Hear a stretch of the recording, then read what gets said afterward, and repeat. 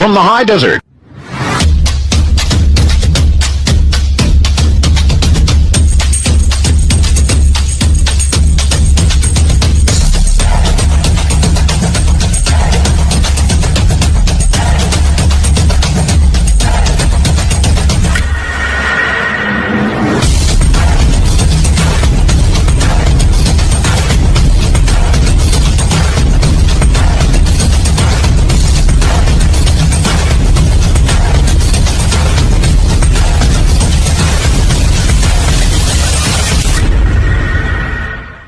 Want to take a ride? From the high desert and the great American Southwest.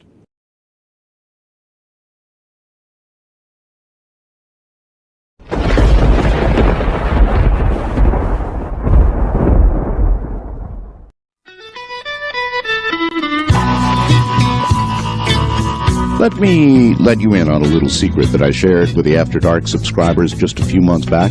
I really don't believe everything that my guests talk about here on the show. You heard right, I'm a skeptic. But once in a great while, a guest comes along who just blows my socks off and forces me to rethink my conclusions about something. Now that's what happened when I talked to Pam Reynolds. Read about her story in the May issue of the After Dark newsletter. Subscribe now by calling toll-free 1-888-727-5505. For just $39.95, you get 2 free issues, 14 for the price of 12. Or log on to artbell.com, hit the library link to the secure server to order. This issue may change the way you think too. Call now, 1-888-727-5505.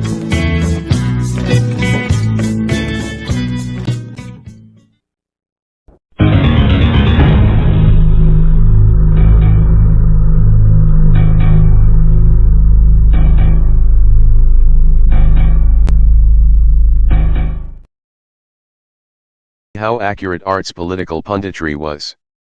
Of course, even before the election the establishment media despised the nude. According to the Center for Media and Public Affairs, in political stories in the networks between Labor Day and October 20th, Gingrich drew 100% negative evaluations from reporters and talking heads. Talk about balance. Before examining how the media have treated Mr. Gingrich since last November, let's briefly sample some morsels of pre-election media vituperation. It's a record filled with contradictions: the family values candidate who divorced his ailing first wife, the avowed enemy of dirty politics who bounced 22 checks at the House Bank, and runs a big-dollar political action committee that won't disclose its contributors. Gingrich himself, bombastic and ruthless, would be the most dramatic change imaginable, a change the administration can only dread. CBS reporter Eric Engberg, November 2 Evening News. A lot of people are afraid of you. They think you're a bomb thrower. Worse, you're an intolerant bigot. Speak to them. You talk about the Clintons as members of the counterculture, the elitists, the left-wingers. How can you have an accommodation with the president when you read him out of the Americans, as you put it? Sam Donaldson's questions to Gingrich on This Week with David Brinkley, November 13, 1994. Bomb thrower. That's quite objective of you, Sam. Well, how about after the election? On election night, NBC's Tom Brokaw and CNN's Bernard Shaw wondered aloud if it's exciting until you wonder how it will affect you and your family and your neighbors and your town. Then, it's scary. What Congress should do, of course, is raise taxes. It obviously won't, though, so budget balancers are. Let us now sample some of the media's left with no choice but to shrink many services. My neighbors and I have come recent cogent analyses of Mr. Gingrich. The Republican Gilead against the poor, to rely on, we might ask, is Big Goat Young and the helpless rolls on. So for earnment really bad? Is Newt Gingrich no legis one TV salt has been to earn, no really good? Former NBC News budget cut too loathsome for the party that President Michael Ganner, January 17, USA took control of Congress at the Bajim Ring Goff Today column the year and has spent all its time since then. Perhaps nothing sums up the media stomping on the last dying embers of ideal attitude toward Gingrich and its underlyism and compassion in government. Ifing strategy for sabotaging the House. Anything is funny in this dismal period, its speaker and the Republican agenda he has that the Republicans are touchy about spearheaded better than ABC reporter being called heartless and Coley. That's a riot. Jim Wooten's November 4th statement, HTI3IJ, U1 Ellis 10 to Newt Gingrich. Jately. Gingrich's slash and burn rhetoric to Dick Armey. To Phil Gramm. This against Democrats has made him the coldest crew to come down, the poster boy for political resentment pike since the Ice Age. Former NBC and Rage, and he's proud of it. News reporter Bob Herban in the New York media quotes courtesy of Media Research Center, Times 2-25-95 Alexandria, Virginia. To subscribe to the MRCs, it sure is exciting to think about newsletters. Call 1-800-243 BIAS. That balanced budget everyone wants. Gingrich would moderate his tone. According to the Media Research Center, the next morning between 5:30 and 10, CNN applied the words partisan bomb thrower to Newt Gingrich 3 times, combative 3 times, and fierce partisan once. Letters from listeners, articulations non-stop inside Club Fed Great April issue. Read it from cover to cover without stopping.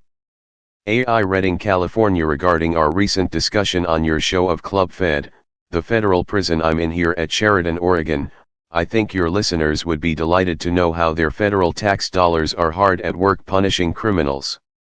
Yes, it's true, I am a criminal. I made a poor choice once upon a time and I'm paying the price. I won't whine about it. But I have 3 children growing up in this world, and it's for their sake and for the sake of their entire generation that I decided to speak out. Art is human. CBC President Alan Corbeth's excellent article, Art Pushes the Button, in last month's After Dark was a revelation.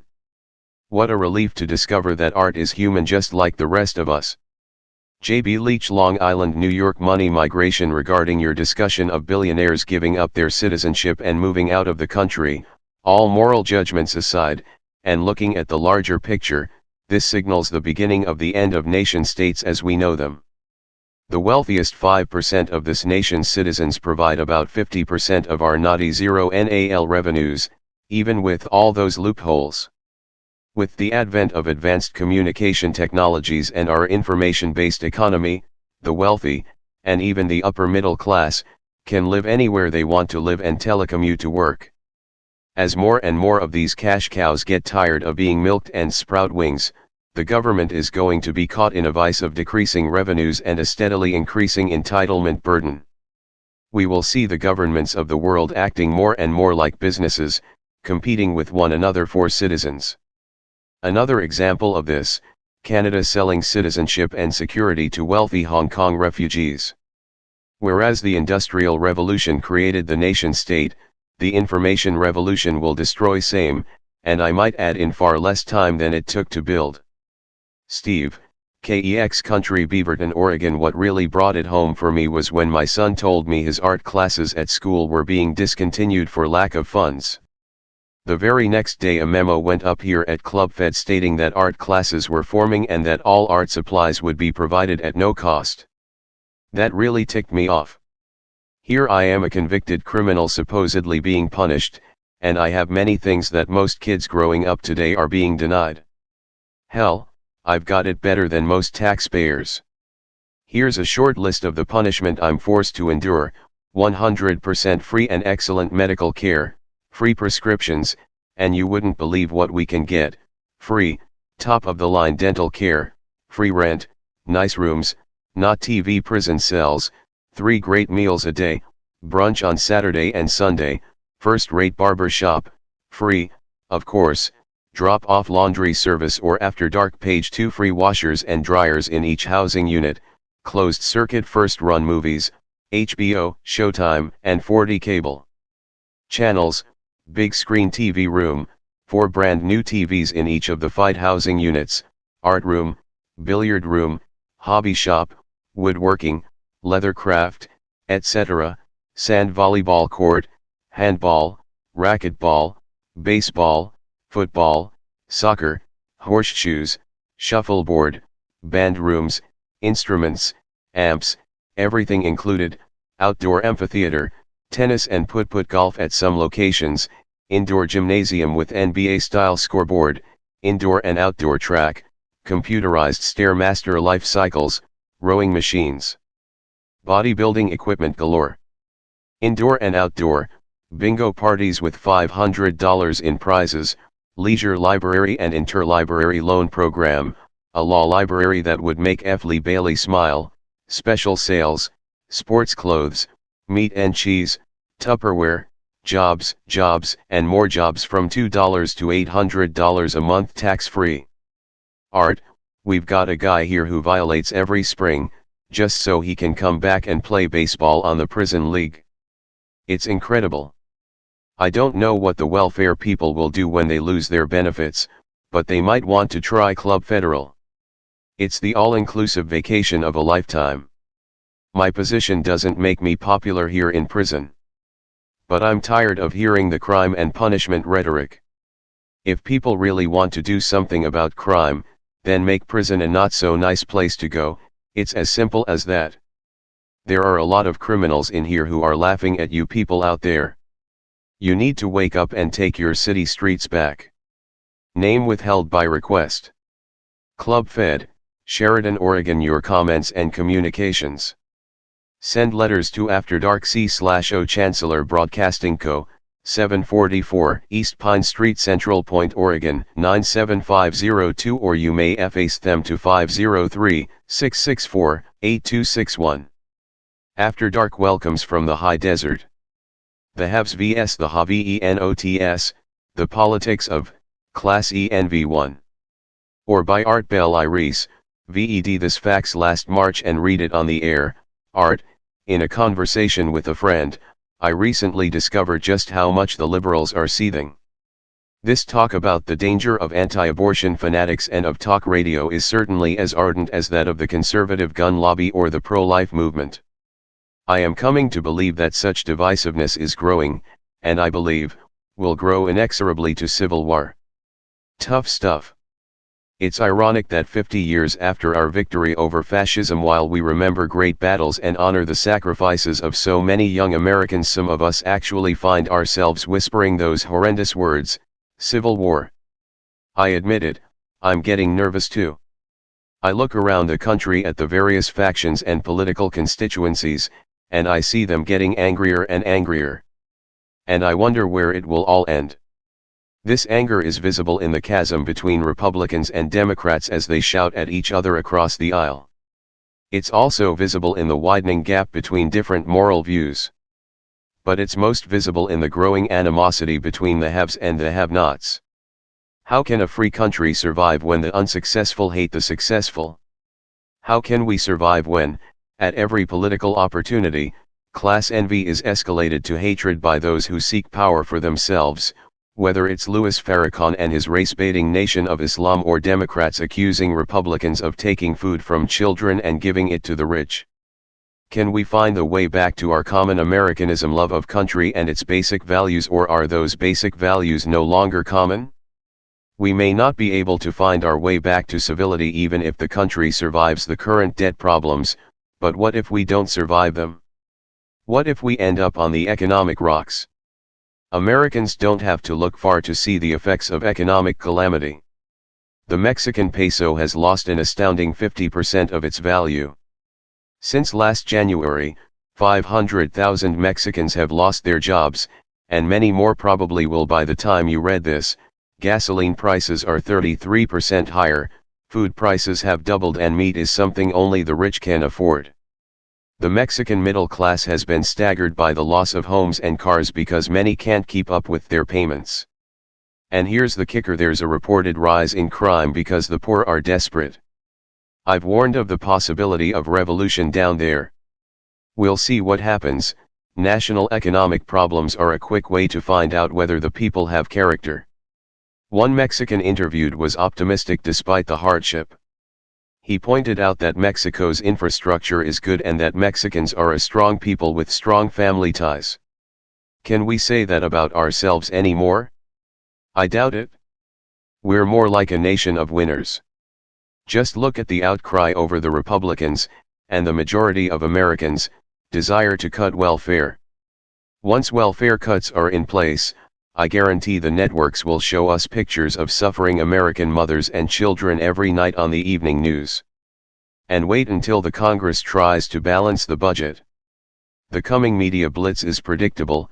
The poor and the aged are suffering, women, children, and minorities are going hungry, and the rich don't care. The emotional interviews and angry statements will only make matters worse, as the gulf between the haves and have-nots gets wider and national frustration grows.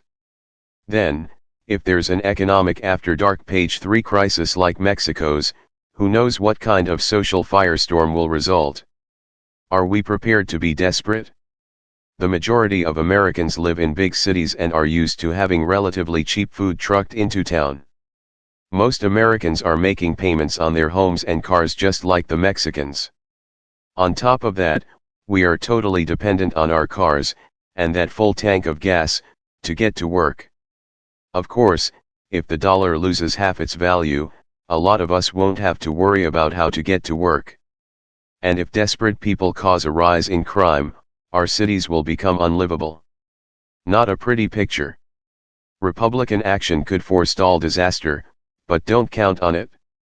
The Gingrich crowd and their Senate sympathizers have one of the toughest jobs imaginable: face a populace used to government handouts, and say no more. You are on your own. And then stick to that decision, no matter what the heat. Call it tough love or call it mean-spirited greed, or the Gingrich that stole Christmas, as Time and Newsweek put it. Any way you slice it, conservatives had better be ready for howls of indignation from the Democrats, and the usual backup vocals from the media elite, not to mention the socialist from Kansas City. Next month, the Part 2, conclusion, haves versus the have-nots, the socialist from Kansas City reveals a greater problem in the growing division between the haves and the have-nots, and what a leaner, not meaner government really means. I feature article Nuclear Attack on America? Who cares? By David Kupelian. Art Bell frequently discusses the ever-increasing threat of nuclear, chemical, or biological weapons attack on the US by a rogue third world nation, by a former Soviet republic, by Islamic extremists, by terrorists, or even by accident. Recently he asked, the Russians are helping the Iranians to build a nuclear bomb. So why in the world should we help the Russians? The problem of proliferation of weapons of mass destruction, unfortunately, is much worse than most of us realize. Which brings us to the subject of defense. A Republican contract with America makes the commitment to deploy at the earliest possible moment an anti-ballistic missile system capable of providing defense of the United States against ballistic missile attacks. What exactly are they talking about? An expensive, dangerous, and unworkable Star Wars fantasy, as critics characterize it, or an essential system without which we are defenseless against multiple horrific threats, as proponents say? Let's scan the horizon and catch a glimpse of what's barreling down the nuclear highway right now, and what we can expect in the course of the next few years. Constructing and operating its own nuclear reactors with Russia Chinese assistance. Factor in their chemical and biological weapons capability and you've got one of the most dangerous nations seen the world today. Last year, Russian law enforcement agencies stopped 60 Russian ballistic missile scientists and technicians at Moscow's Sheremetyevo 2 airport as they prepared to fly off to North Korea. Already North Korea has reportedly built 2 low-yield nuclear weapons, and is said to possess a large chemical weapons arsenal with a stockpile of as much as 1,000 tons of chemical weapons. Enticed by promises of high pay, several former Soviet nuclear scientists have contracted to work in Algeria. 4 have left Russia to RT-, the nuclear club. This elite group of nations has expanded its membership base dramatically over the last 20 years, growing from 6 to 13. There are the good guys, the US, Great Britain, Israel, France, and a lot of either bad or unpredictable guys, Russia, China, North Korea, Belarus, Ukraine, Kazakhstan, India, Pakistan, South Africa. A lot more really bad guys are voraciously pursuing membership, including Iran, Iraq, Libya, Syria, and reportedly Algeria. Iraq, for instance, was roughly 18 months away from acquiring the bomb when the Gulf War started, according to former UN Inspector David K. It gets worse. Much worse. With the breakup of the USSR and the subsequent brain drain of its nuclear scientists, not to mention the Russian mafia's black market nuke trafficking, third world nations no longer need to engage in lengthy, expensive weapons research programs. If they have the cash, they can simply buy the lethal capabilities they desire. Iran has reportedly purchased 3 tactical nuclear weapons from the former Soviet Republic of Kazakhstan. In addition, Iran is take service in India, 50 missile and weapons specialists remain in Iraq, 14 nuclear scientists are working in Iran, and many Russian scientists, according to Arms Control Today, are participating in projects in Libya. The Russian mafia is very active in trying to steal and sell nuclear technology. The going price on the black market for a kilo of enriched uranium is a cool $2.20 million. FBI Director Louis Freeh, who has opened a branch office in Moscow to help Russian law enforcement stop black market nuclear sales, admits he is worried about the dreadful possibilities of the Russian mafia selling stolen nuclear weapons to terrorist organizations. He should worry. As many as 23 nuclear warheads believed to be submarine-launched ballistic missile and SS-20 warheads have vanished out of a Russian nuclear weapons depot near Khabarovsk. Saudi Arabia has reportedly purchased AFTERDARK Page 4 Chinese-built CSS-2 medium-range ballistic missiles with a 2,700-kilometer range for a whopping $50 million per missile, giving credence to reports that the Saudis may have nuclear weapons. Equipment associated with storage and control of nuclear weapons has been identified at the country's 2 missile bases. It's a small world after all. By the year 2000, according to U.S. Intelligence estimates, as many as 24 third world nations will have acquired ballistic missiles, and half of those may go nuclear. That's only the N of NBC, and we're not talking National Broadcasting Company here. Biological weapons, potentially more dangerous than chemical or even nuclear weapons because of their unpredictability after use, are being developed by an increasing number of nations. Thumbing their noses at the Biological Weapons Convention, which bans the production and use of biological weapons, 11 nations have such programs. Chemical weapons, considered the poor man's atomic bomb, are viewed by many developing nations as a less expensive alternative to the atomic bomb. Easier to acquire and produce than nukes, they can still kill large numbers of people. 16 developing nations have chemical weapons programs today.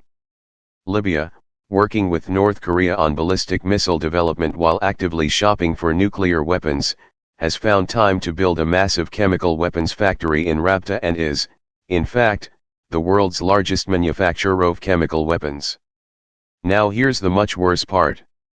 A direct missile threat to the United States may emerge within a decade, according to former CIA Director James Woolsey, concerned that several nations currently engaged in space flight programs could develop ICBM capability. In fact, Libya may already have intercontinental ballistic missile capability. Defense Secretary William Perry, when asked, would not deny unconfirmed reports that Russia has sold SS-25 ICBMs to Libya. Since the Cold War's end, more and more nations are acquiring technology of ballistic missiles and nuclear weapons, as well as their ugly little brothers, chemical and biological. While the world was polarized paradoxically, while the Clinton administration has dramatically reduced the level of our armed LYSTs at the Heritage Foundation in Washington, D.C. document the disturbing trend by comparing today's U.S. military with that of 3 years ago that engaged the Persian Gulf War III forces, it has greatly increased the number of spots where U.S. troops are deployed. 6 aircraft carriers provided just under 20% of all the air sorties during the Gulf War. Of those 6 carriers, 2 no longer are in commission. 2 Navy battleships delivered 2.1 million pounds of ordnance to assist the ground between East and West with 2 intermediate forces prior to their triumphant luau caming superpowers all other nations had to line pain. Neither of those ships is in service. Up with one or the other, or at least keep a. The U.S. Army relied heavily on forces low profile as so-called non-aligned count based in Europe to augment its buildup in TRIS. But now that the world's bipolar strait, the Persian Gulf prior to the war of the jacket has been torn off and shredded, leaders of all nations are free to dream. Their 2 U.S. Army Corps in Germany, 7 Corps, was sent to the Gulf and played a dreams of glory however ruthless or major role in the liberation of Kuwait.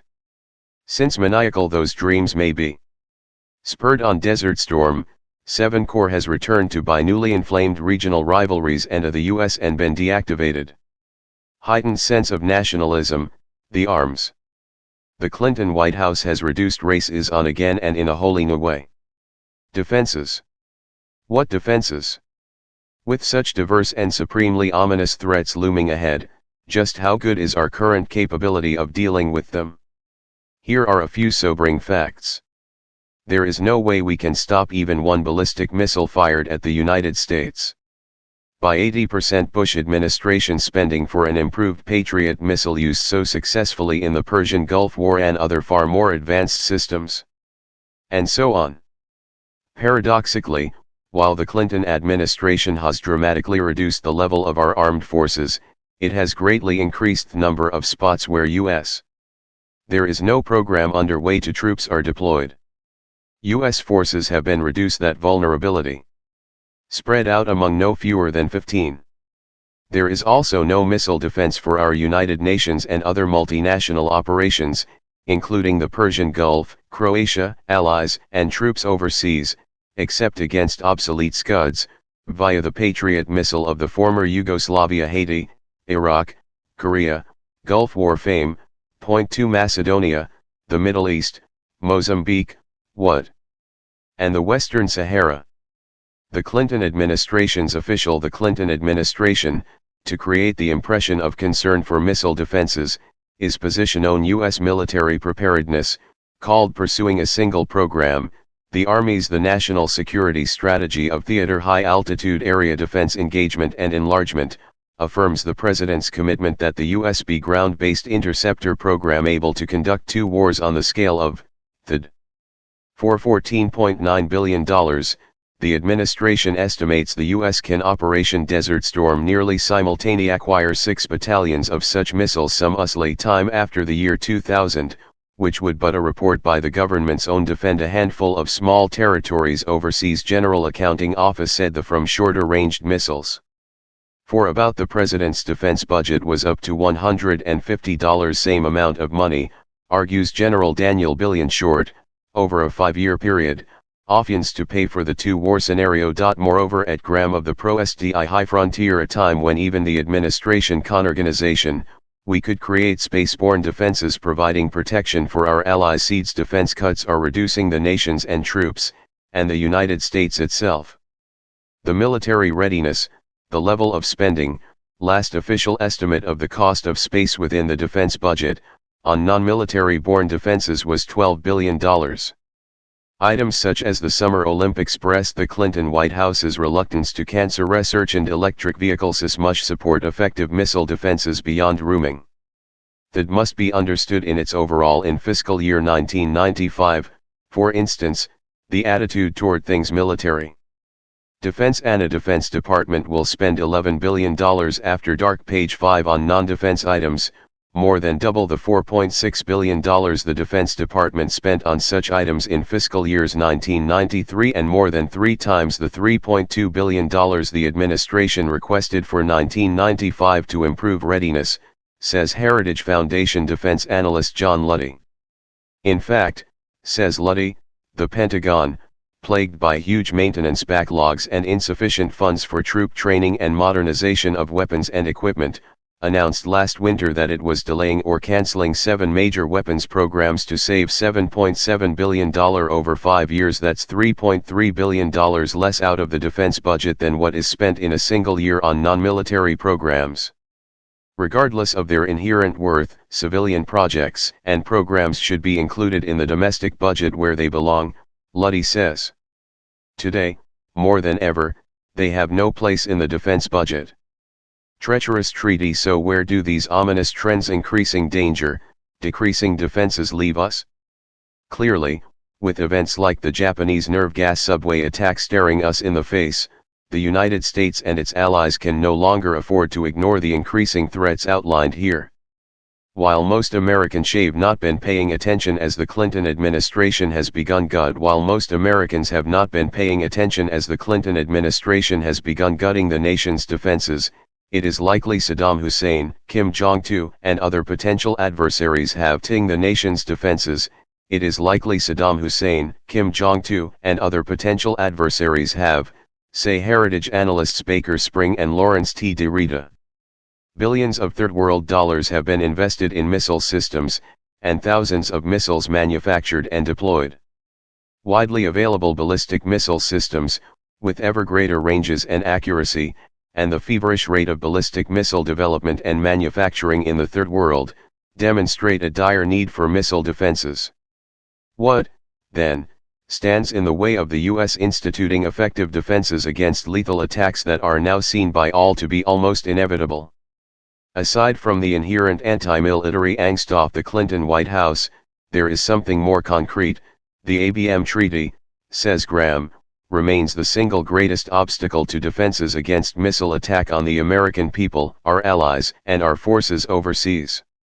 During the Cold War, the nuclear threat consisted exclusively of an aggressive Soviet Union in the grip of an insane and unworkable socio-political system, aiming hundreds of nuclear-tipped ICBMs at American cities.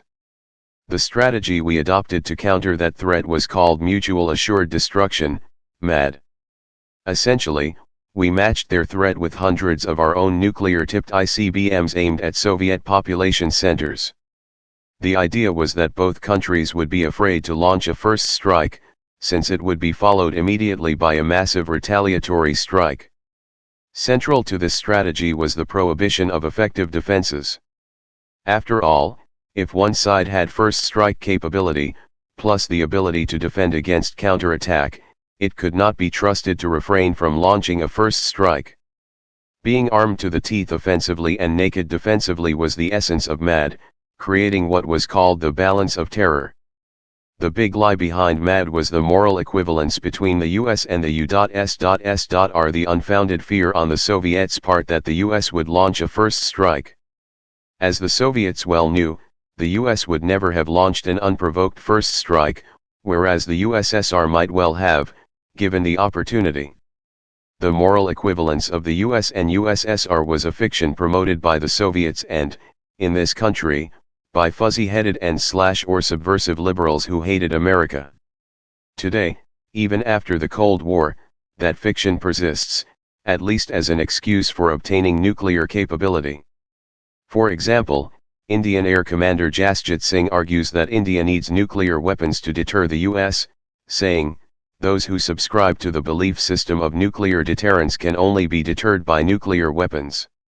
Kill an infidel, go to heaven." A big boost for space program. Critical tie-in between a common sense approach to SM and space programs in general exists, says Lieutenant General Daniel O. Graham, High Frontiers founder and director. If SM and other military space systems are to come about and, by the same token, if non-military space programs are to stop devouring unacceptable chunks of federal rev, the Soviet leadership was ideologically the treaty, missile defense advocates in the communist and atheist. They didn't believe in an afterlife, they wanted to stay alive, since this was the only life they believed in. The threat of retaliation was real and effective. House stand ready to back these senators. If the political and legal roadblocks can be cleared by a Republican-controlled Congress abolishing the ABM Treaty, what course should it then follow in implementing truly effective defenses against missile attacks? Against them. That was then. Now, the nuclear world includes countries like Iran, whose leadership sends 10 and 11-year-old boys out for the front lines of battle as cannon fodder, after first giving them little plastic keys to heaven to hang around their neck and telling them that to die killing an infidel affords one immediate entrance into paradise. Threat of retaliation may have little effect on such nations. It may be a badge of honor, and even an irresistible inducement to attack. In a world where there are many and diverse missile threats, clearly MAD is ineffective. It is denying us the right to use our technology to defend ourselves, says Graham, and is drastically increasing the cost of defensive weapons. Decrying the quasi-religious status that ABM has attained as a symbol of success in the arms control process, Graham adds, we must recognize the obvious fact that we cannot both defend Americans against ballistic missiles and abide by an ABM treaty which denies us that capability. In point of fact, the ABM treaty is legally dead already. The US signed the treaty with the Soviet Union, but the Soviet Union no longer exists. By international law, Russia cannot be considered a successor state to the treaty since it cannot assume responsibility for all the missile sites covered by the treaty, some of which are in Kazakhstan and other former Soviet republics, not in Russia. Yet the Clinton administration insists on adhering unilaterally to this dead treaty, and has even worked to strengthen it. Ironically, even those who created the ABM treaty, President Richard Nixon and Secretary of State Henry Kissinger, later acknowledged that the treaty has outlived its usefulness.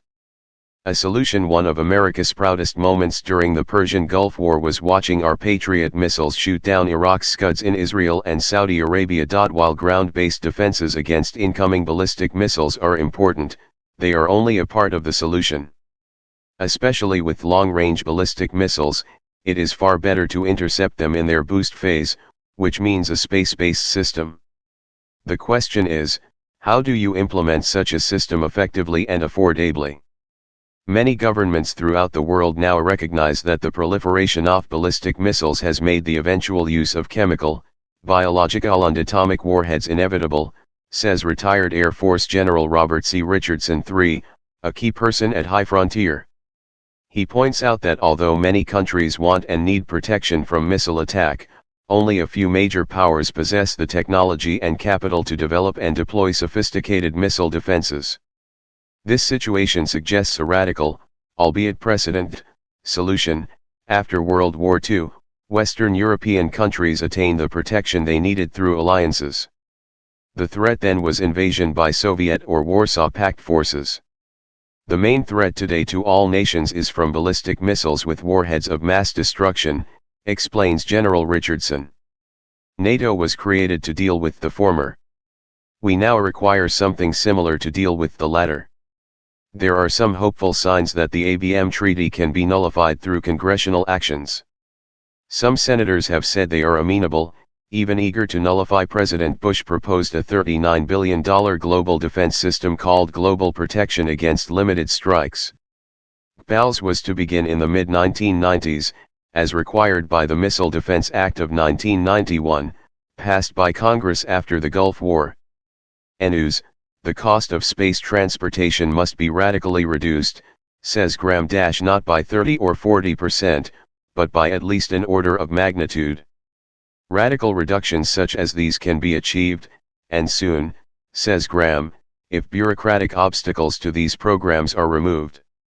When and if these reductions are readily foreseeable, not necessarily in hand, we can expect a surge in commercial space ventures which will have a profound beneficial effect on the high-tech sector of the economy, says Graham. At a minimum, the US will recapture its share of the world's space launch market, which has dropped over 20 years from 100% to under 30%. Many congressmen of both parties have vigorously supported the single stage-to-orbit space vehicle program launched by the Bush administration. This vehicle has a high potential for lowering space launch costs. This program is vital to all military uses of space, including missile defenses. After Dark, page 6. High Frontier proposes putting operational control of GPALS under NATO. Not only would it strengthen NATO and solve the partnership problem, but it would also greatly contribute to achieving the contract with America's goal of getting effective and affordable missile defenses for the US and many other countries, says Richardson. Space basing is a prerequisite to affordable readiness and cost, says Richardson. Space systems are by definition global in nature and once deployed are relatively free of operations and maintenance cost. An outmoded relic of the Cold War and should be terminated by international consent. In order to obtain such consent, and even more in order to make the benefits of common defense available throughout the world, some of us are proposing that Soul executed in the form of brilliant pebbles should be reintroduced on an international basis and the defense it offers made available to all participants. I want to propose that participation should depend on the capabilities of the participants. For instance, in the case of the British, it might constitute in the maintenance. NATO was created to provide national of naval bases, in the case of the Japanese, in security missions that its individual members the development of computers, in the case of could ill afford to undertake individually, the Russians, in their providing launching, says Richardson. During the Cold War this facilities, and in the case of underdeveloped mission was to protect NATO countries from nations, simply in the maintenance of observation posts in their own territories. This would Soviet acts of aggression. Providing missile defenses for all NATO countries, as well as for not only have the advantage of less expensive any other nations who operation for everyone, but also would result in a might wish to participate, is Seoul suddenly changed situation where destructually as compelling a miss from the strategically Zion today as was defensive criticism by outsiders against Soviet aggression in useful palliative that it would be replaced by Cold War era destructive criticism from used to be. Into some insiders. High frontiers concept thing that now looks is echoed by the legendary I should further pro Dr. Edward Teller, who posed that this space-based like a complete cure urged the new system should be used or. Edward Teller, congressional freshman, not only to prevent the class to make effective rapid employment of defenses a reality. Here are highlights of what destructive systems, but for peaceful purpose told them for ES as well. The system could be equipped to Dr. Teller. A major objection to Seoul was observe weather conditions throughout that it would not work in a complete manner world and to make reliable weather predict against a massive Soviet attack and that even as far as 2 weeks in advance, for the partial success of such an attack would have benefit of everyone. It also could be used to catastrophic consequences. With the collapse observe pollution in detail and thereby could of the Soviet Union, this danger has vanished convert anti-pollution measures into a praxeer, at any rate, has diminished in a spectacular plan. The flexibility of modern INST. The remaining danger consists in armaments including electronic computers and facing an attack of, at most, perhaps 100 communications will make it possible to warheads from a relatively backward nation. Switch the system from the peaceful applica. This is to be compared with the more than hunches into the prevention of missile-based dread times greater threat that we were aggression practically at a moment's notice. Exposed to by the Soviet Union.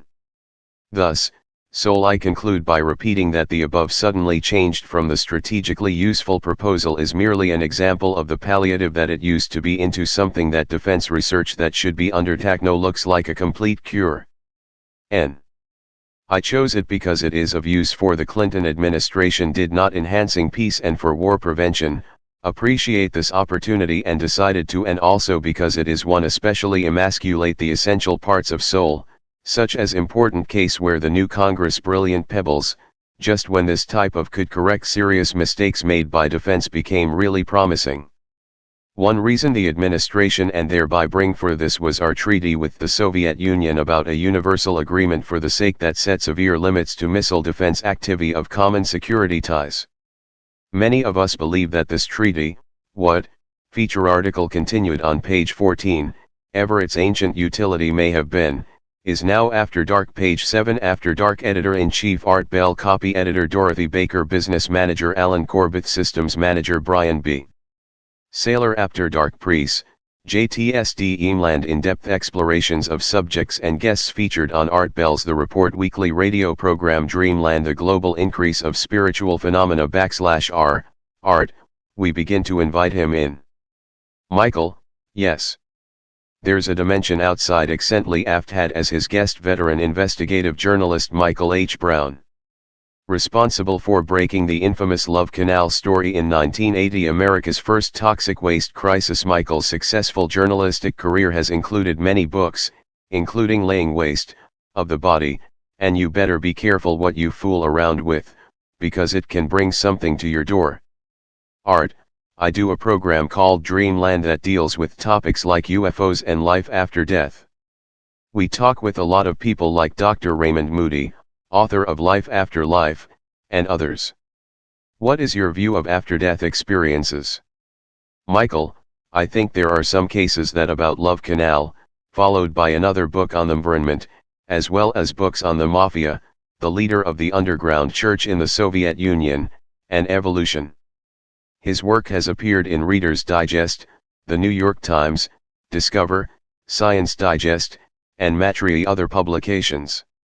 For the past 5 years, Michael Brown has worked full-time investigating and writing about spiritual phenomena in Todney's world. This radical change in journalistic remarkable Michael Brown focus resulted from his religious conversion several years back. Michael, one Friday night I was coming back from socializing in the Lower East Village of Manhattan.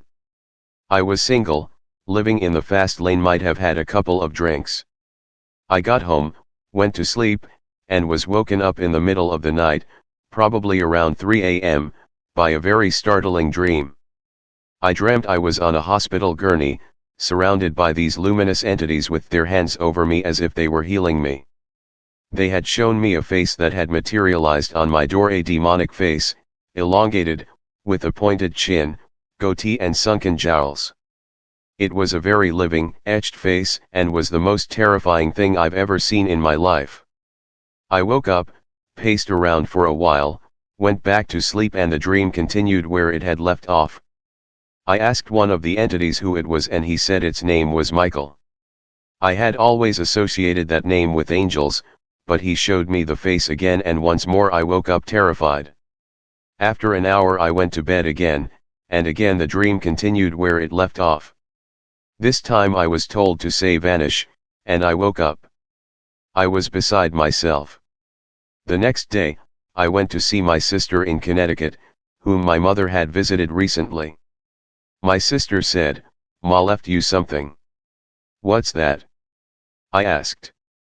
She went upstairs and came back down with a statue of the Archangel Michael. That was the beginning of my conversion. I started going to church again, quick. Art, no movie has ever scared me as much as The Exorcist. Do those things really go on? Michael, yes. But with greater frequency than the movie indicates, and with greater success. There are thousands of cases of demonic possession. Most are not quite so dramatic, but I have talked to priests who have been involved in exorcisms literally as dramatic as some of the pans of The Exorcist. I'm talking about physical manifestations of levitation and, in some cases, tremendously gruesome phenomena.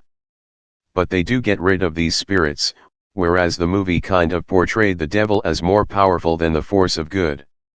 Art, do you think that's what you saw in your dream, a manifestation of evil, of the devil, or of the evil within you? Michael, I think it was showing me literally that the devil was at my door. You know, when you brush against evil, it leaves something behind. All of us fool around with evil forces when I don't want to be preachy, but when we sin. And we do this as a society too. After Dark page 8 are extremely interesting, and very valid, uplifting and true. But we have to be careful, Art. I know parapsychology inside out. I used to investigate such scientific experiments and I wrote a book about it. I understand that a lot of it is valid, but a lot of it can get into occultism, and that degenerates very quickly into New Age and witchcraft. Art, there is one aspect of the near-death experiences that is rarely mentioned, Michael. There are people who have near-death experiences that don't involve the light. In fact, just the opposite, they involve something very frightening. Michael, that's right. When they have these experiences in that tunnel, instead of seeing an angel of light, they see demonic faces and beast-like claws heading toward them. And they usually come back and change their lives. So there are positive and negative experiences after life, just like there are during life. Art, I were to ask you what is the best evidence that there really is a God, what would you say? Michael, I guess life itself is the best indication to me. To think that all of this organization came out of chaos is ridiculous. What are the odds that just a mass of water and soil would produce the high-level organisms that we see all around us and that we are ourselves? I did a book on these theories of evolution. I went to Africa, to cave sites in Israel, to DNA laboratories in Berkeley, and out to Hawaii to one a done deal that there are many possible courses or realities that we could move toward, and that we don't have to move toward the big disaster. Michael, that's true. We believe that from look at all this evidence. What I found, Art, was that scientists really have no idea how this could happen. They may pretend in these textbooks that they understand evolution, but they really don't. So I think that the miracle of life itself is the best evidence of God. TJ Art, how long do you think man has been on Earth? Michael, if you believe in radiocarbon dating and thermal luminescence, you could argue that anatomically modern man has been around for 100,000 to 200,000 years, and in kind of an ape man form for hundreds of thousands of years previous. Art, well, you're an investigative journalist. Do you believe all that, or do you believe man has been here only 6,000 years? Michael, I don't know about the 6,000 year figure. I think that was Dovey said be a clergyman back in England several centuries ago. I wouldn't cling to any dates. But no, I don't believe in radiocarbon dating much anymore. I went to interview Richard Leakey, probably the foremost fossil hunter in history. He had a famous discovery called Skull 1470 that made the cover of Time magazine. Then a short while later he said, "Whoops. We were off by a few 100,000 years or so." That didn't make the cover of Time. I'm very skeptical when they try to say something is a million years old or the Catholic perspective also.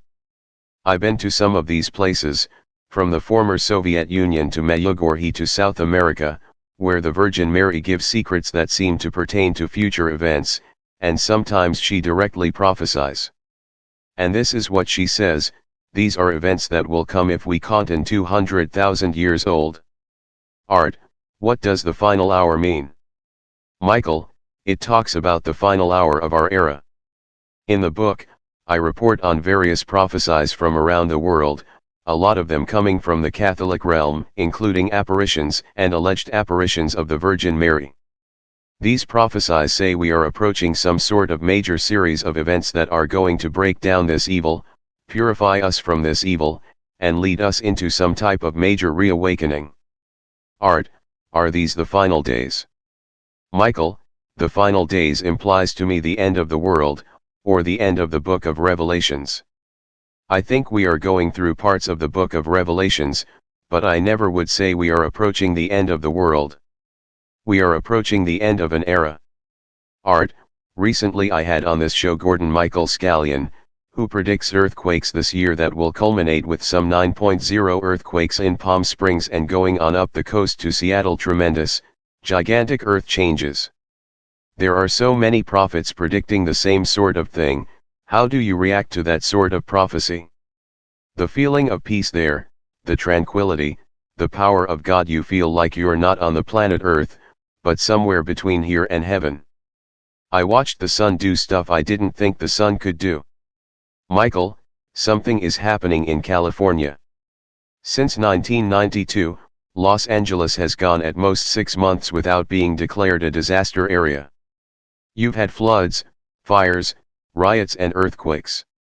If you look at the 10 most costly disasters in American history, going all the way back to the Great Chicago Fire and the 1906 San Francisco earthquake, 6 or 7 of these disasters have occurred since 1989, and 4 or 5 since 1992. Something seems to be afoot, and a lot of the activity is in California. What I see is that this is building momentum until we are going to have, perhaps, one of these major earthquakes or a major storm of unprecedented proportion.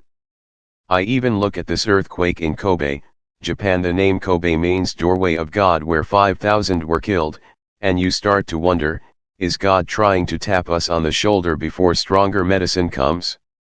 Art, it's a very good question, and I must say a lot of us who are not gifted prophets still feel something. There are a lot of people in the audience that have this general sense of unease that something big is coming soon. Michael, a lot of prophets I talk to seem to suggest that prophecy is not afterdark page 9 UE what we are doing now. There's always that if. They're conditional prophesies, they can be changed, just like in the Bible prophesies could be changed. When Jonah warned Nineveh, it was if Nineveh would not repent it would be destroyed. And Nineveh, at least initially, did repent and wasn't destroyed. I think we're at the same place right now. Art, yes, but as I look at our present direction I see no change of course yet. It looks like we're headed straight down the highway to doom. Michael, you actually went to the physical locations and investigated some of these events regarding the Virgin Mary that the rest of us have only heard rumors and stories about. Was it real? Michael, Medjugorje, in the former Yugoslavia, is real. I've been there 4 times now. Art, how can you say that? What did you see that convinced you? Michael, when I first arrived at this place, where it is said the Virgin Mary has been appearing to 6 young people since 1981, I thought it was a case of collective hysteria for the first few hours I was there. As a matter of fact, I was disgusted at myself for having flown all that way. But by the time I left 5 or 6 days later, it had become the most incredible experience of my life. The feeling of peace there, the tranquility, the power of God, you feel like you're not on the planet Earth, but somewhere between here and heaven. I watched the sun do stuff I didn't think the sun could do. I realize this is kind of a supernatural phenomenon, because the sun certainly couldn't have been doing this or else everybody else on Earth would have seen it. But it was throwing off colors, and pulsing, and there was a disk that moved in front of it, something that was shielding the sunlight so you could stare at the sun for 10 minutes without blinking. I saw other aerial phenomena while I was there, not UFOs, but rather more like the signs and wonders described in the New Testament. But I think the most impressive thing was just the feeling in your heart of peace. Here you are in the stony hinterlands of Yugoslavia with nothing around, no pools, no TV, no air conditioning, and you didn't want to leave. Art, when you ask yourself, did I really see this, or did I see what I wanted to see, how do you answer it? Michael, by going back again, I guess. And that's what I did 3 other times. Facts from Phoenix Eurgistus, a rather confused person about witches. Speaking as a practitioner of modern witchcraft, Wicca witches do not worship Satan. Satan is a Christian heresiarch and very much part of the Christian theology. Wicca is not a Christian religion, and to us, Satan is simply a fictional character from someone else's literature. For a witch to worship Satan or use satanic symbols makes as much sense as would your worshipping Captain Marvel, Superman, or the Incredible Hulk. Michael, most people practicing witchcraft or Wicca are not evil people. But they are involved with a deception, and that's where the confusion is. Witchcraft does relate to demonic activity. It goes back to ancient Babylon, back to Cro-Magnon times in Europe when they had pantheism and worship of horn-headed creatures and so forth, and then it came through history through these strange gods and goddesses, through Egypt in the times of the pyramids, and through the secret societies of Europe and the witchcraft in Germany. Then there are the secret societies that took a foothold even here in America. Something is happening in California. Since 1992, Los Angeles has gone at most 6 months without being declared a disaster area. You've had floods, fires, riots and earthquakes. Actual demonic entities. I strongly suggest that they get away from that, quick. Art, speaking of getting away from it, and now we call it Wicca and the New Age movement and so forth. Quick, one thing did once scare me. When I believe a lot of it does tap into a real. Used to work in Las Vegas, somebody had supernatural force, but it's a force from the delivered to me, anonymously, an ancient dark side. And it causes tremendous spiritual Ouija board. It looked a zillion years old. Blindness so that they don't see the work in Goff. Some strange things happened. Associated clinical evidence of demonstrance of microscopic pathogens. Now, believe it or in his interview with Art Bell, Michael Brown refers to invisible, malevolent demonic forces, something many people scoff at. However, many also laughed when Louis Pasteur, in the 1860s, tried to warn surgeons that they must cleanse their hands and surgical implements before operating to protect their patients from germs, ill-usable, malevolent creatures capable of infecting and even killing a person. Most physicians ridiculed the germ theory, Says science writer Jonathan Leonard. 1 Surgeons performed operations with the blood and pus of earlier patients crusted on their aprons. The wounds made by their knives almost always became infected, but they were insulted when it was suggested that they might be carrying infectious germs from one patient to another. Of course, with the development of high-powered magnification technologies, science proved the excess demonic possession. The Presence of Spirits in Madness was written by Wilson Van Dusen when he was chief psychologist at Mendocino State Hospital in California, where he worked with the mentally ill for 17 years. After years of analyzing the natura and content of the hallucinations of his mental patients, Van Dusen came to a remarkable conclusion: what is generally termed mental illness is often actually possession or obsession with demonic forces. There is startling clinical evidence of Van Dusen painstakingly compared the bizarre characteristics of the hallucinatory life of his patients with the descriptions of the spirit world made by the famous 18th century Christian mystic Emanuel Swedenborg. By an extraordinary series of circumstances, writes Van Dusen, a confirmation appears to have been found for one of Emanuel Swedenborg's more unusual doctrines, that man's life depends on his relationship to a hierarchy of spirits. After dark, page 10-2. With that Ouija board, and I didn't even play with the damn thing. What about Ouija boards? Are they an invitation to the dark side? Michael, it's like taking a bullhorn into Times Square in New York City and yelling, "Hi out there. Anyone who wants to come into my parlor is welcome." That's what you're doing in the spiritual realm with a Ouija board. You're saying, whoever wants to come through, come on in. And guess who's going to come in first? You have to be careful with that, and with tarot cards, astrology, and so forth. These are all things that are mentioned, even biblically, as being extremely dangerous and putting you in touch with the dark side. I used to investigate this type of phenomenon to see if there was anything behind it. I've been in rooms when they turned stone cold all of a sudden and everyone got prickly skin, and these messages come through the Ouija board, and it's a big thrill for everyone. But who's sending these messages? What are the fruits? What happens to people who fool around with this stuff?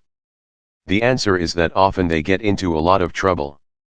If you want to look at actual cases of possession, you will be amazed at how many of those cases started out with tarot cards or Ouija boards. You'll be amazed. Because, again, you're inviting something in that you don't understand.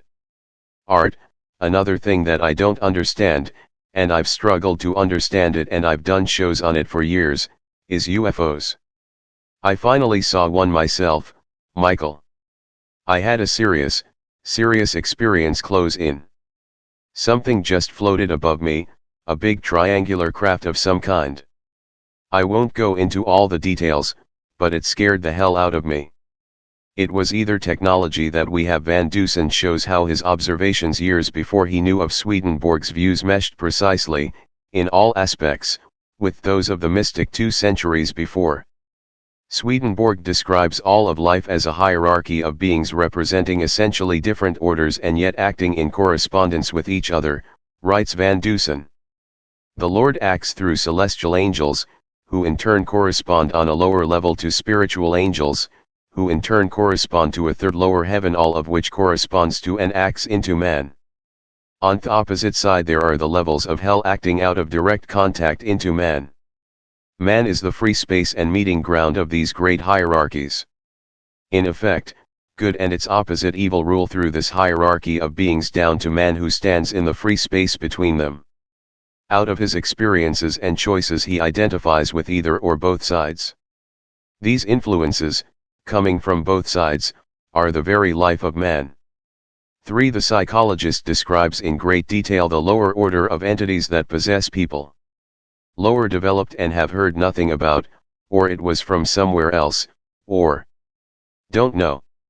To this day, I don't know what I saw.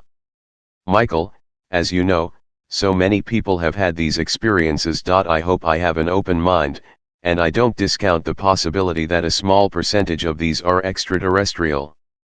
But I'll say that I've seen tremendous indication that it's more of a spiritual phenomenon than a physical phenomenon. Art, it may be. Michael, something from another dimension rather than from another planet. We have to, once again, be careful of the dark side. We're told in the Bible that Satan will send lying wonders in the air. We're also warned about wonders in the air through some of these Marian prophecies. I think there was one study that said as many as 8 million Americans are claiming at some time in their lives to have been abducted by UFOs. I think, if you look at the descriptions, that it's classic demonology. These are entities that have the slanted eyes, they're little, mean-looking, and leave bad effects. They leave bad odors a lot of times, they can go through the wall, and they haunt you for the rest of your life. It's not like a craft coming from some other planetary system, visiting you once, taking a sample, and then heading back for home. Rather, it's an ongoing spiritual phenomenon. And therefore I think it's part of the supernatural episode. I think we are seeing, Art, the actual manifestation and materialization of forces of good and evil in direct combat. We're on that battleground, we're in the middle of that crossfire right now.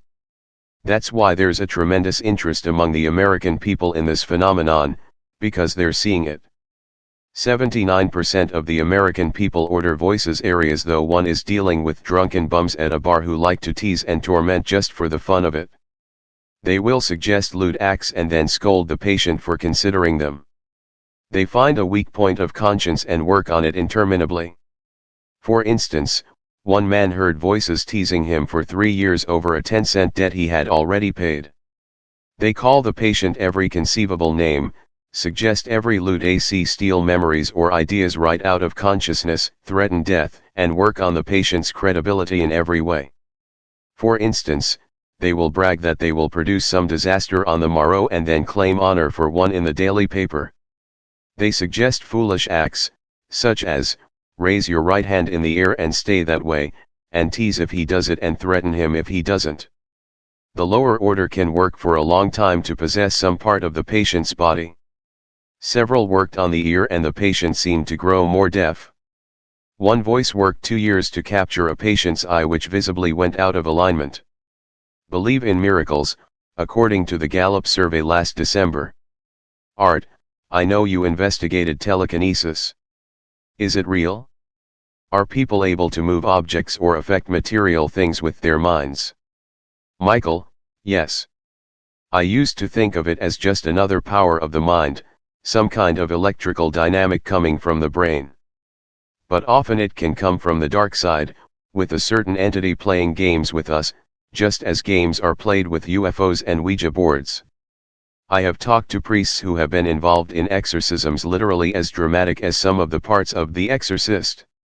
Art, isn't there a danger, Michael, that coming from the Christian perspective you would tend to perhaps miss something that is real, and has a scientific explanation, and tend instead to label it as from the dark side? Michael, yeah, I think that can happen. None of us has the whole picture, and I probably have done that in cases. But I'll tell you, Art, when you're talking about something like the Ouija board, I've been there, I've seen it, I know what happens with that and it's not good. I don't think we should overly dwell on evil, but you do have to expose certain problems in order to find a remedy. I used to think, well, okay, if they're a devil, what do I have to worry about? There's nearly 6 billion people on the planet. What are my chances of being the next Linda Blair? I thought it was just sort of a many patients have heard loud and clear voices plotting their death for weeks on end, an apparently nerve-wracking experience. One patient saw a noose around his neck which tied to I don't know what while voices plotted his death by hanging. They threaten pain and can cause felt pain as a way of enforcing their power. The most devastating experience of all is to be shouted at constantly by dozens of voices. When this occurred, the patient had to be sedated. For Van Dusen notes one peculiar trait about these presences, they are anti-religious. If voices are merely the patient's unconscious coming forth, I would have no reason to expect them to be particularly for or against religion. Yet the lower order can be counted on to give its most scurrilous comments to any suggestion of religion. 5. Some actively interfered with the patient's religious practices. Most patients considered them to be ordinary living people, though once they appeared as conventional devils and referred to themselves as demons. In a few After Dark page 11 freakish spirit, but in fact, there's not just one spirit. There are millions of forces out there, and when you tap into those, through sin, when you draw them to you because of how you're conducting your life, whether it's drugs or certain types of sexual activity, or occultism, whatever it is, you're going to draw with them some of this negative supernatural phenomena. And then you have to shake it.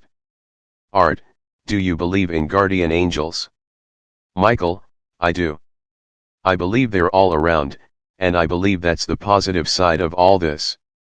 You've got to be careful that it's not a deception, whether from the imagination or from another realm.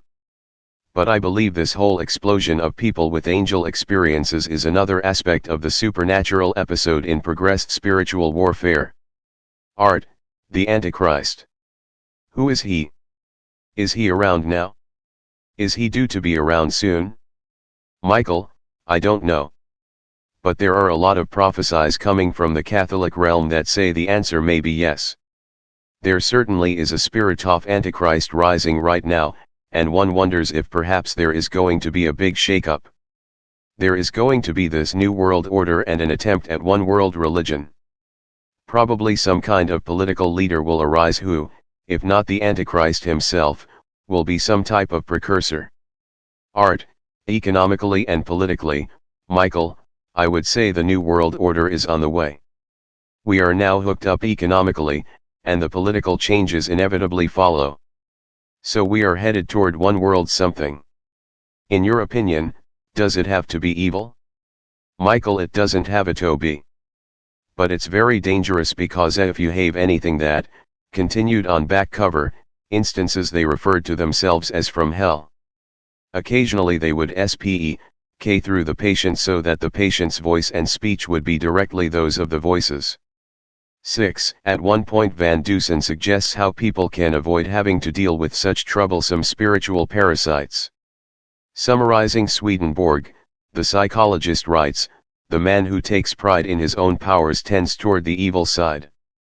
The man who acknowledges that he is the receptacle of all that is good, even the power to think and to feel, tends toward the good side. 7. David Kupelian 1. Exploring Science by Jonathan N. Leonard, World Publishing Co., Po. 238. 2. The Presence of Spirits in Madness by Wilson Van Dusen, published by, and excerpted courtesy of, the Swedenborg Foundation, Incorporated Po.53 ibid, Po. 16, 4 ibid, Pus. 9-10, 5 ibid, Po. 23, 6 ibid, Po. 12, 7 ibid, Po. 16. Behind the Scenes. Digital and Analog, A Little Bedtime Story. J. Good and Evil by A1 and Cometh, President, CBCS Omide. I want Art to interview more people who have come back from life after death experiences. We've heard all the usual go to the light scenarios with angels, cherubs, soothing harp music, and kindly elders who calmly explain that it is not your time and you must go back. These prophets of hope weave magical tales of unconditional love, order, and tranquility in the afterworld. What Art needs to do is find the select few who flatlined it for a few minutes and came back to report that they didn't get to be spoon-fed by naked nymphs. I'm talking about the folks who peeked into a porthole of the pit. I know these poor folks exist. I have heard some of them testify to the suffering and degradation of eternal damnation. Just out of curiosity, I want to compare notes with people who have seen the dark side. In fact, I have a theory that the molten inferno of hell is not 5 miles under the earth, but instead orbits the earth some 22,500 miles above. Ladies and gentlemen, what I am trying to tell you is that if you don't live a good moral life, if you lie, cheat, and steal, you will die and wake up as a buyer of satellite space on an analog TVRO satellite.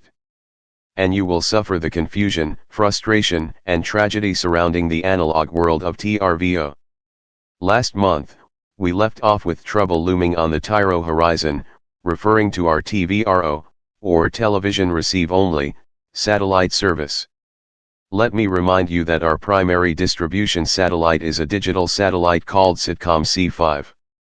We use a digital format called OTS and transmit on transponder 15, channel 02L. This type of service is not analog. I repeat, not analog. Sitcom 5 is digital and the embodiment of goodness and purity.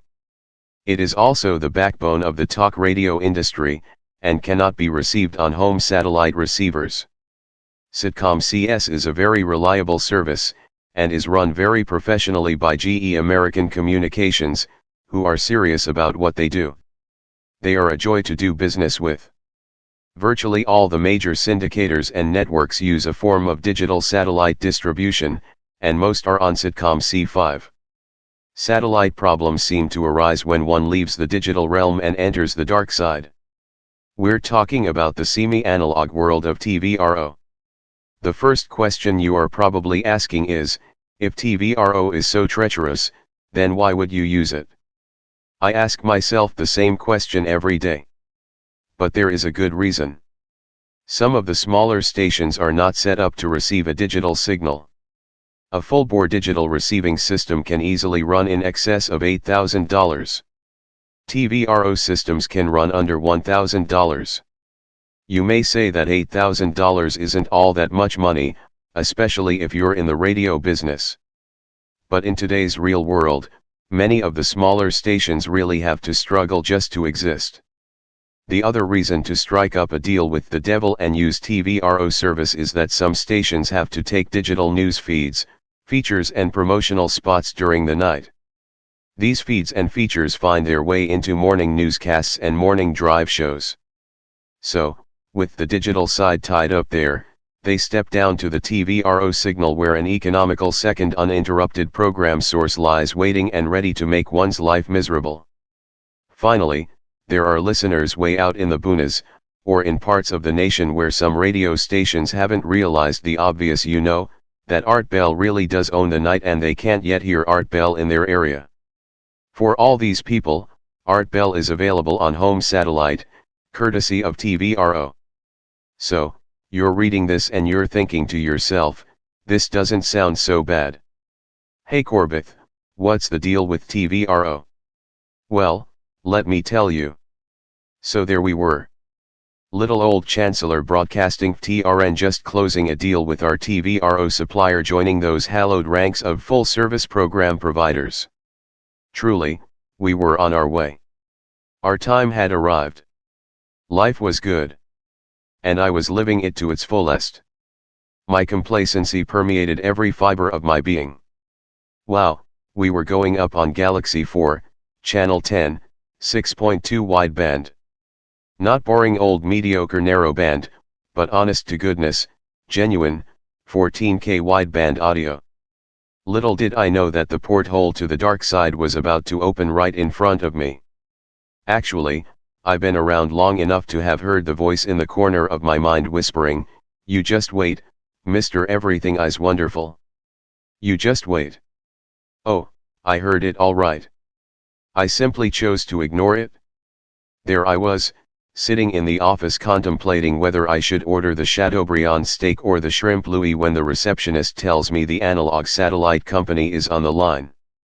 I figured the representative was calling to offer me, continued on page 15, After Dark page 12, Juno KINY Ancho IA/Eken 550 Fairbanks Kodiak Seward Cordova Birmingham Huntsville Tuscaloosa Fort Smith Globe Safford Phoenix Tucson San Francisco Monterey Grass Valley San Diego Palm Springs Yucca Valley Santa Barbara Bakersfield Santa Maria Paso Robles Fresno Merced Santa Rosa Sacramento Chico Quincy Redden Denver Denvervale New Haven Rehoboth St. Augustine Leesburg Sarasota Spring FT Myers Albany Gainesville Dalton M Honolulu IAIA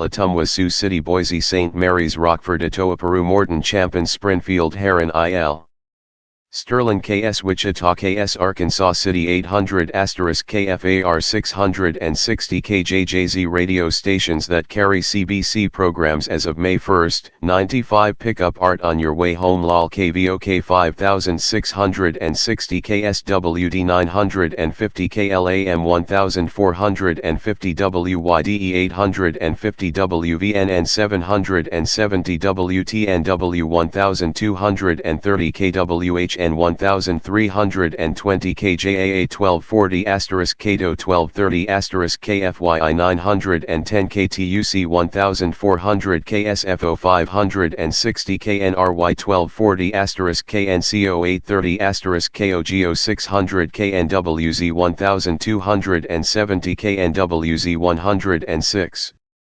KQSB 990 KNZR 1560 KSMA 1240 KPRL 1230 KMJ 580 KYOS 1480 KSRO 1350 KSTE 650 KPAY 1060 KPCO 1370 KQMS 1400 KTLK 760 KNUS 710 KQMT 95.3 WAVZ 1300 WGMD 92.7 KFOY 1240 KQBQ 1410 WKXY 930 WWTK 730 Wink 1240 WALG 1590 KDUN 550 KLSQ 1430 KHVH 830 Clay 1480 KKSC 1470 Kino 630 KOFE 1240 WNTA 1150 WCMY 1430 WAIV 102.3 WTAZ 102.3 WKTW 93.5 WMAY 970 WJPF 1340 WSDR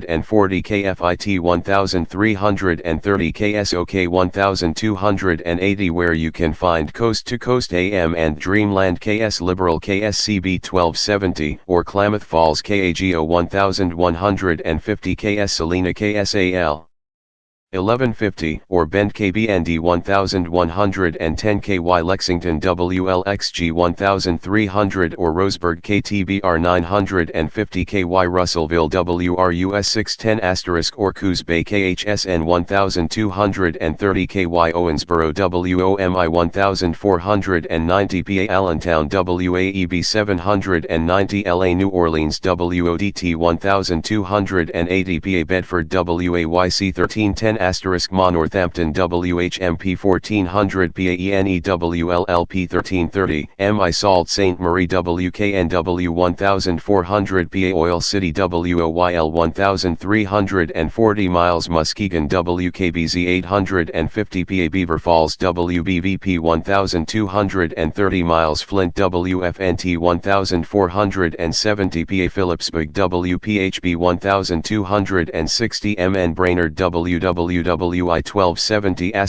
*SC Spartanburg Word 910 MN Winona KWNO 1230 SC Greenville WFBC 1330 Minnesota ST Cloud KNSI 1450 SC Columbia WVOC 560 MN Duluth WEBC 560 SC Sumter WSSC 1340 MO Columbia KFRU 1400 SC Charleston WTMZ 1250 MO Kansas City KCMO 810 South Dakota Sioux Falls KSOO 1140 Missouri Cape Girardeau KZIM 960 TN Jackson WTJ JS 1390, Missouri St. Louis WRAM 1380 TN Memphis WMC 790, Missouri St. Louis Tennessee Murfreesboro WGNS 1450 WKBQ 1380 MO Washington KLPW 1220 TX Austin KFON 1490 milliseconds Greenville WGVM 1260 TX San Antonio WO OAI 1200 MT Billings KBLG 910 TXEI Paso KTSM 1380 MT Missoula KGVO 1290 TX Houston KTRH 740 MT Missoula KLCY 930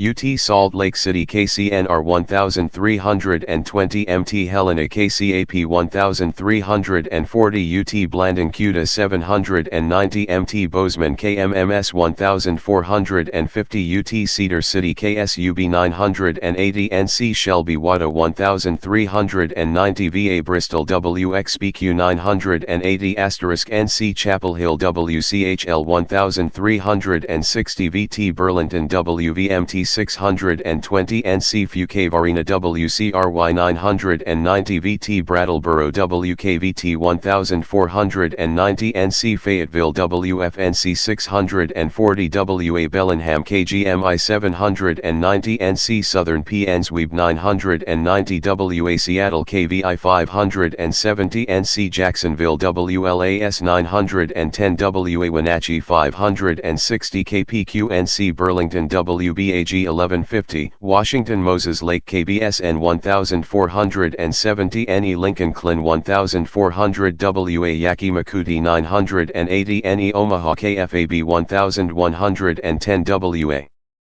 Pullman KQQQ 650 NE Scottsbluff Colt 1320 WA Spokane KGA 1510 NH Manchester WGIR 610 WA Tri-Cities Kona 610 nanometers Santa Fe KVSF 1260 WA Goldendale KLCK 1400 nanometers Albuquerque KHTL 920 WI Madison WTDY 1480 nanometers Roswell KBIM 910 WI Kenosha WLIP 1050 NV Las Vegas KDWN 720 WI Fond du Lac KFIZ 1450 NV Reno KOH 780 Wisconsin West Bend WBKV 1470 New York Jamestown WJTN 1240 Wisconsin Stevens Point WSPO 1010 New York Utica WIBX 610 WI La Crosse WIZM 1410 New York Amsterdam WCSS 1490 WI Janesville WCLO 1230 O Youngstown WKBN 570 WY Green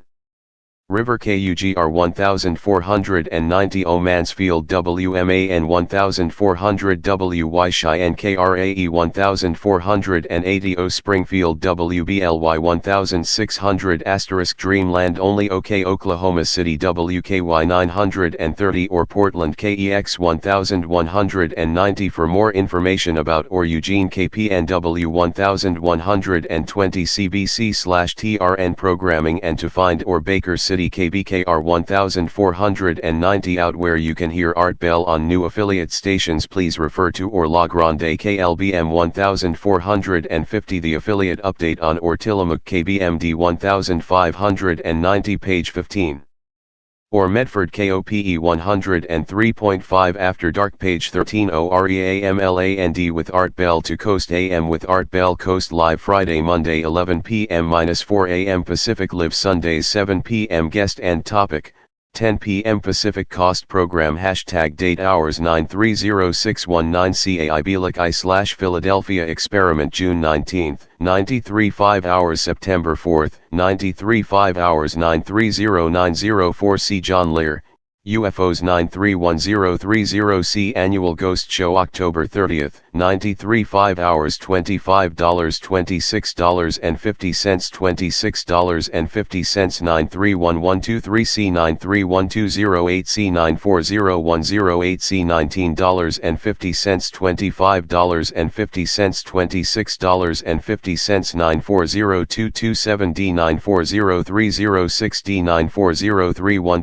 D 94032 D Raymond Moody Linda Howe Professor McDaniels Michael Linderman February 27, 94 March 6th, 94 March 13th, 94 March 20th, 94 3333 hours 940 D 940403 D 940410 D 940417 D Dr. Richard Goldberg Bud Hopkins / Alien Abduction Stalker Hunt / Ouija Board Mark McCandlish March 27th, 94 April 3rd, 94 April 10th, 94 April 17th, 94 3333 hours April 24th, 94 May 1st, 94 3 hours program hashtag 940312C 940318C 940408C 940415C 940427C 940429C 940502C 940506C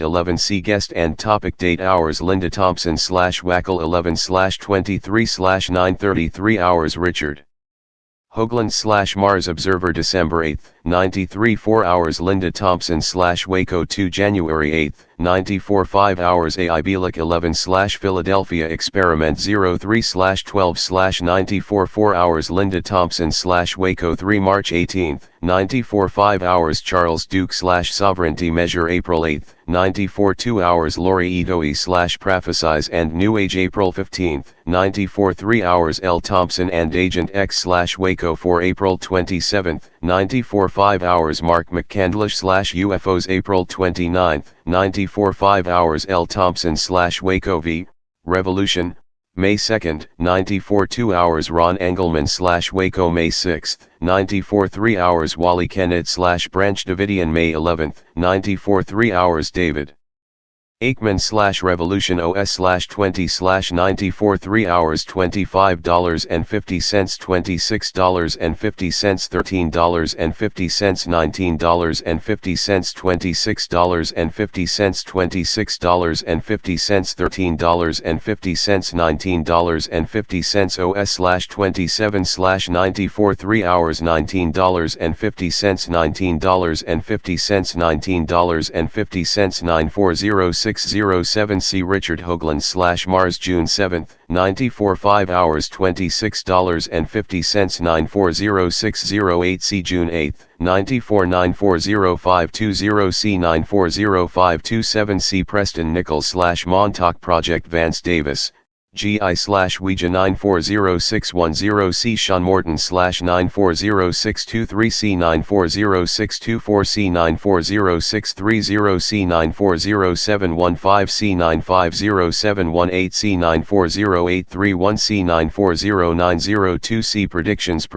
2 hours June 10, 94 5 hours Sheriff Arpaio /Citizens Posse June 23, 94 Kevin Randall /UFO Crash at Roswell 06/24/94 June 30, 94 Lori Nichols /Clinton Chronicles Robert Pappalardo /Jupiter Collision July 15, 94 Richard Hoagland /Jupiter Collision July 18, 94 Don McAlvany /Being Prepared August 31, 94 John Lear /UFO September 2, 94 Lori Pratt /Gun Owners of America September 7, 94 Don Schmidt /The Truth About Roswell 09/09/94 Russ Wagner /Virtual Reality September 12, 94 $13.50 $26.50 2 hours 3 hours 5 hours 3 hours $13.50 $13.50 $13.50 $19.50 $26.50 $19.50 5 hours $26.50 940907C 940909C 940912C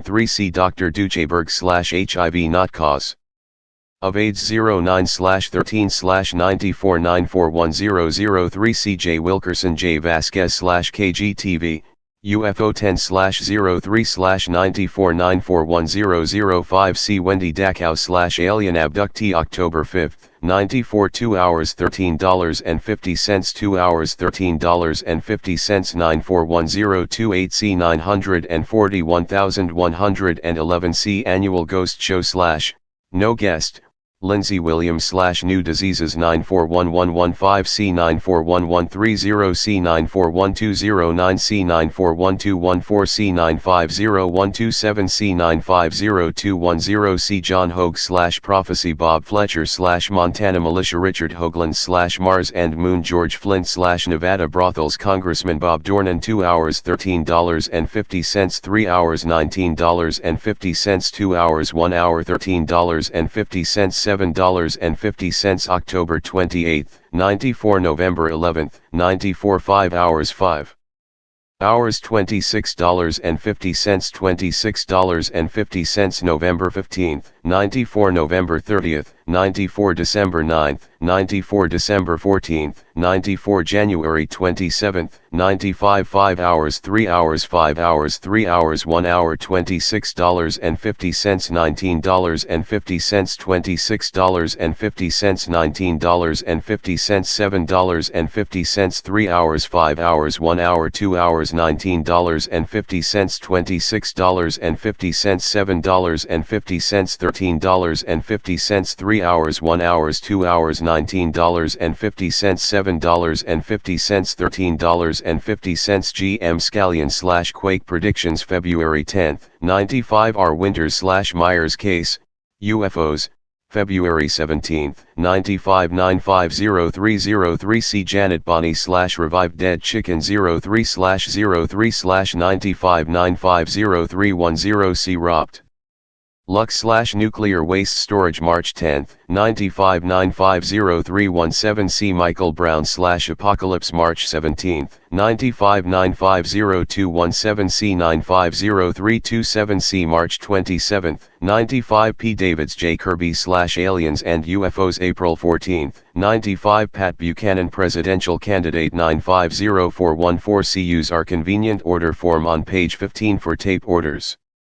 1-800-917-4278 Visa and MasterCard call, 1-800-917-4278.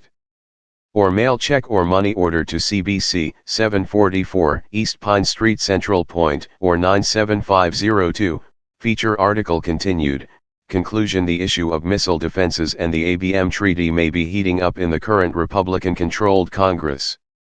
The contract with America promises we will deploy at the earliest possible moment a defensive system capable of protecting 940424D Richard Hoagland 940,501D Phil Klass and Stan Friedman 940508D 940515D 940522D 940529D 940605D 940612D John Ronner / Guardian Angels May 8, 94 Mike Rigby / Near Death Experience. May 15, 94 Sally Rail / UFOs OS / 22 / 94 Tom Van Flanderer / Astronomy OS / 29 / 94 RW. Whitfield / Polar Shift June 5, 94 Richard Hall / UFOs June 12, 94 33333394061 D9406260 D9400703 DD Archet Snow / Out of Body Dr. Bruce McCabe / UFOs Michael Linderman / Aliens 06 / 19 / 943 hours June 26, 94 3 hours July 3, 94 3 hours 940710 D9401717 D9407224 D940,731 D9408007 D9408114 D940-8210-940828 D Richard Hoagland / The Moon Robert Monroe / Out of Body John Zajic. Great Pyramid Linda House / UFOs and Aliens Sean Morton / UFOs John Mack / Alien Abductions Dr. Carla Turner / Alien Abductions Kevin Randall / Crash at Roswell July 10, 94 July 17, 94 July 24, 94 July 31, 94 August 7, 94 August 14, 94 August 21, 94 August 28, 94 3333333 hours 9409004D Dr. Goldberg / Past Life Regression September 4, 94 940,911 D Ropt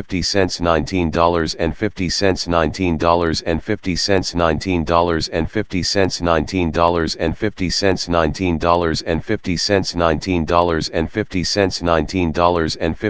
$19.50, $19.50, $19.50, $19.50,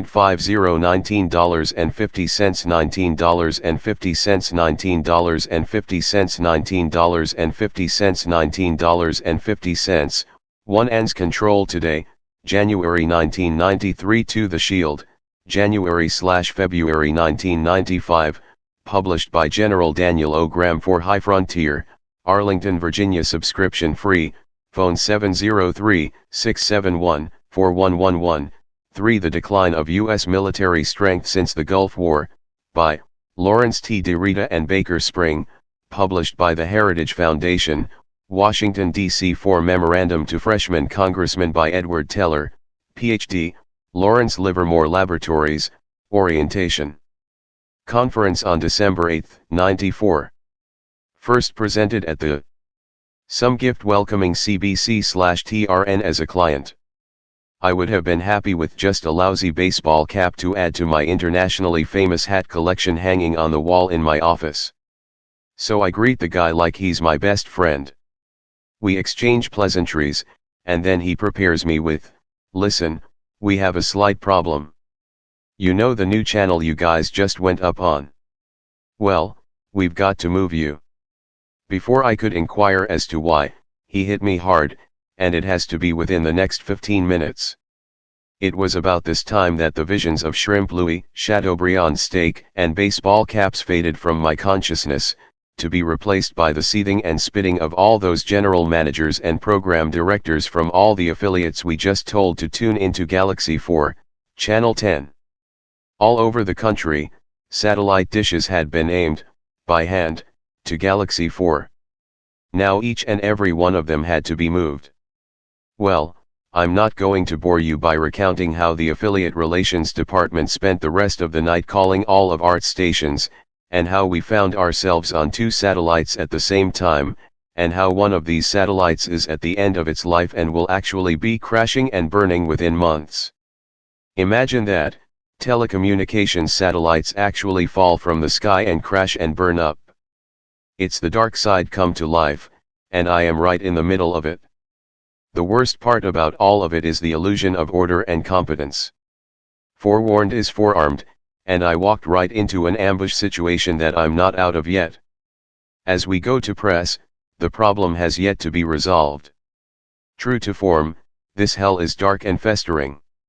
Hopefully by next month it will be over and we'll be talking about our great new TVRO satellite that actually is on the air 24 hours a day. Hopefully. When this is finally resolved, as it ultimately must be, we can get back to some of the real issues, like what does Art really think of the conservative nightmare, Radio Free America, not to mention Charlie Democrat. Until then, keep listening and live a good, clean, moral life, lest you die and wake up in my shoes. VE the FT that lows after dark. AFTER send orders D and letters K2. CHC 744, East Pine Street, Central Point, Oregon, 975020001. 1 year $29.95 D. I want to subscribe to After Dark. 2 years $57.90. 3 years $85.85. And please send a gift subscription /tapes /MasterCard #2, xji.oat, to, address, city, from, state, zip state, .zip, gift givers complete the section, address, city, I want to order tapes #price total After Dark page 15 CBCLTRN affiliate UPDA, by Julian Hudson, Director, Affiliate Reality Ons. Thanks to all of you for Dreamland become such a huge for a weekend show to climb to affiliates in such a short space remarkable. However much we show should be on your local ST, only due to the persistent work out by you and your neighbors WHO. Trinulty right that the show becomes a part of your listening calendar. As of going to print, we have just heard Unify. Clouty that KSFO in San Francisco will begin airing Dreamland very soon, and I know ifs because the local pressure has been reliable and constant. Thanks again, and a quick word of welcome to these new CBC affiliates, KOMT Vol, CO 96.3 Wink, FT Myers, FL 1240 KKSC, Sioux City, IA.1470 WSDR, Sterling, Illinois. 1240 WBAG, Burlington, North Carolina. 1150 KHSN, Coos Bay, Or. 1230 KTBR, Roseburg, Or. 950 WXBO, Bristol, Virginia. 980, Michael Brown continued, can control the world from a single source, you have to worry that that single source is going to end up being evil. Art, Michael, how do you view AIDS? Michael, I find it peculiar that it strikes the way it does. There are always plagues that take innocence with them. I'd be a liar if I told you it didn't have some of the earmarks of a classical plague, but I know that raises tremendous ire with people, and yet it seems kind of site-specific. Art, it does, but as you mentioned, of course, it takes with it innocence. Michael, as all chastisement does. A caller criticized the psychiatric and psychological professions which regard man as a mere animal, a soulless being. Michael, I've got to say that there are a lot of things in psychology and psychiatry that are mislabeled. A lot of schizophrenia and other forms of psychosis, including, of course, multiple personality, I think speaks more to possession and spiritual problems than to something psychological. See sidebar, clinical evidence of demons. Calling it a psychological term like schizophrenia is just a smokescreen that prevents us from solving the problem. If we would look at the spiritual roots of a lot of the problems in our society, whether it's drug use or crime or mental illness, I think we could make real progress. Caller, Michael, I have spoken to Art before regarding the enthusiasm the public has around the world with killing its children, its fetuses. Do you suspect that the enthusiasm for this practice may lie in something that you have outlined earlier tonight? Art, it's a good question. What is it now, 1.5 or 1.6 million abortions a year in the US? Michael, 37 million worldwide. I think we always have to look at the worldwide perspective, because this crisis is an international one. I think abortion is the new plagues as well. Holland, one of the most liberal countries on earth, was just flooded out. We are constantly hearing about the Mississippi flooding, or the Rhine flooding, or the earthquake in Kobe, or volcanoes, or the storm of the century. When are we going to wake up and realize that something is fundamentally wrong, and that these events are going to increase in frequency and intensity until we wake up? And if we don't wake up, then we are going to see something of global proportions, some type of nearly cosmic event. Biggest problem in human history. You know, everyone is waiting for the big one or some event that will destroy a city. But every year in this country, with 1.5 million abortions, that's like wiping out the cities of Dallas and Buffalo combined. So I think the chastisement in some ways is already here by our own hands. But I'll tell you, and you get this constantly through the most credible Marian apparitions, if we don't stop this blood practice, which is really nearly a blood sacrifice, it's an unknowing blood sacrifice, then I think you can expect some truly major events to happen, including warfare in the former republics of the Soviet Union, and natural disasters in Western Europe and here in America. I think there's going to be widespread devastation through bulk rate U.S. postage paid permit number 348 Medford, or after CBC 744 Epine St. Central Point, Oregon, 97502056662 Violet Roden 2716, West Vella Avenue, Spokane, Washington, 99208.